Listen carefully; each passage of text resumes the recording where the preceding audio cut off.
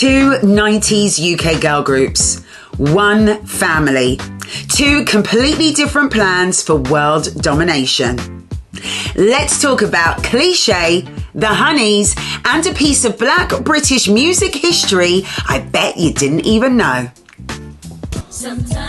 Hi, I'm Leah Charles King, TV presenter, mental health advocate, and once upon a time part of a 90s girl group called Cliche. Welcome to Girl Band Gold, in collaboration with Music Rediscovered, where we rewind the golden era of pop, nostalgia, and girl power. Today, I'm breaking down the real story of how two groups came from one family at the same time and with two very different destinies. Sisters Candy and Selena and Alani and I were all first cousins collectively. We were just harmonising to soul classics in another room. A family friend who had some links to the music industry heard us singing, and that was the moment that opened the door to everything that came next. If you'd like to hear the full Cliche origin, how we got our deal, how we made it, why we split, and how we ended up in six figures of debt, then you've got to check out my Legacy Through the Lens series. Okay, but back to the start. We were initially a four-piece, and we went through some terrible names. Girls of Swing was the first name.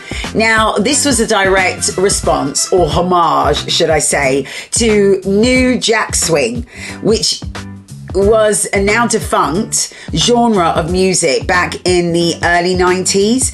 And then that name, was a bit dry. So we landed on For You to See. For you to see. So we were rehearsing every single Sunday, trekking from one side of West London all the way on the Piccadilly line down to Caledonian Road to some grotty old rehearsal rooms. It was humble beginnings, but it was a great start. And maybe a year in or so, Selena was scouted and landed a contract with Walt Disney in a manufactured twosome kind of duet group.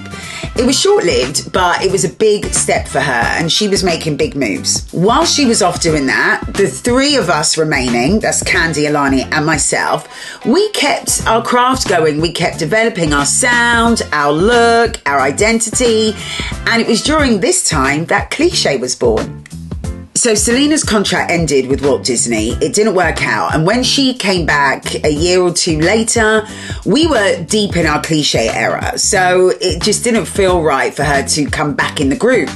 Cliche were now had their own identity. We were edgy, we were urban, we were going for that R&B rock twist, and we had big plans. But Selena is blessed. She, meanwhile, found a huge new opportunity as the lead singer of a major label manufactured girl group, the Honeyz. We were both signed to major labels around the same time, and we were both building our own lanes. Now, where our stories truly split was that we had different lanes, different paths towards success in our eyes. So Cliche wanted credibility. We wanted that American girl group respect. We were thinking TLC, En Vogue, SWV, 702, Brownstone, Jade. That's what we were on. We knew it would be a slow burn. We got it.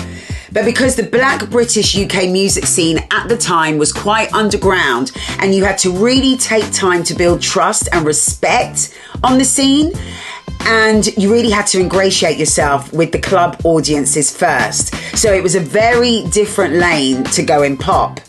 Cliche wanted the street cred, and so we decided to earn our stripes the hard way, and we did it with the thanks of DJ Semtex and the Sony Street team. As a manufactured girl group, the Honeyz record company, well, they wanted immediate pop success. And that's fair enough.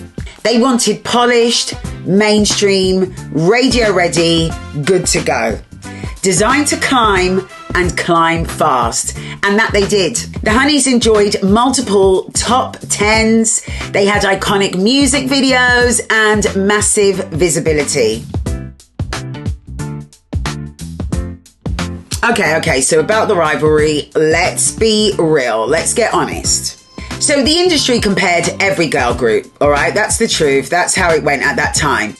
I mean, fans didn't compare us that much at all. In fact, still now, we would get fans going, do we know each other? And as I said, we were on two completely different lanes and we had two completely different visions on how we were going to reach this pinnacle. I reckon the people that compared us the most, if they're honest, would be our family. Not all of them, but some of them. And I think there were some family members who were definitely comparing us. Not in a malicious way, but just in that natural kind of, oh, what are you doing? What are you doing? Well, they're doing this and they're doing that. But aside from that, I wasn't privy to any of it. And everyone seemed to take it in good stride. Although many years later, Cousin Selena did say to me, you know that line in your rap in Rush? When it goes, we put a rush on you each and every day with no time to play, my honeys. She said to me, did you write that about us? Were you throwing shade? This was, I'm telling you, this was probably about 15 years after both groups had ended. And I was like, no! I laughed so much, I couldn't believe it. You're headed for danger, let there be no doubt. But from my point of view, I was just loving Cliche. I was loving our sound, our street cred, and I genuinely believed that we were going to make it, even if it took that little bit longer. We were all for it. While Cliche and the Honeyz were both doing bits in the UK charts, there was also two boy bands in the family ready to launch. Ladies and gentlemen, I give to you Legato and Advance. At one point in one family, there were two girl bands and two boy bands, both making and releasing music at the same time in the same decade. The one on the left there, Dwayne, that's our first cousin. And then Advance, Leon, the one in the front, that's our first cousin as well. So all together, really, we should have just made one big either Von Trapp family or just one big group like, I don't know, Liberty X. The other boy group, Advance, they actually ended up going on season 1 of The X Factor and they actually got into the top 5. So there you go. Two girl bands, two boy bands, all releasing and making music in the same decade. And when I zoom out and I reflect, I really have to acknowledge how special this really is. Not just 4 groups in the family, but 2 girl groups who, in essence, they made it. They made a success of themselves. Both signed with major record deals, both active in the game, both carved out their own space in the UK music scene. The Honeyz went on to become one of the UK's most successful girl groups of the era. Bravo, ladies, bravo. And Cliche became one of the most respected in the 90s R&B music scene, and still with a loyal following. It's giving British pop culture. It's legacy, it's history. 2 wins, 2 legacies, 1 family.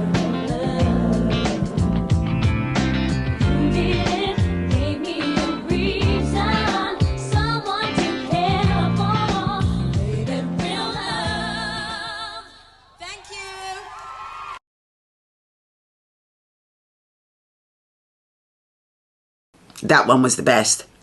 But I'm going to just see if I could do it one more time, just a bit more natural. I hope it works. How it really started. How it really started. I feel like my chair's just, like, what is going on? Yeah, I hope so. Or maybe you had a favourite Cliche song out of the 2 that were released. I hope it works. And fade.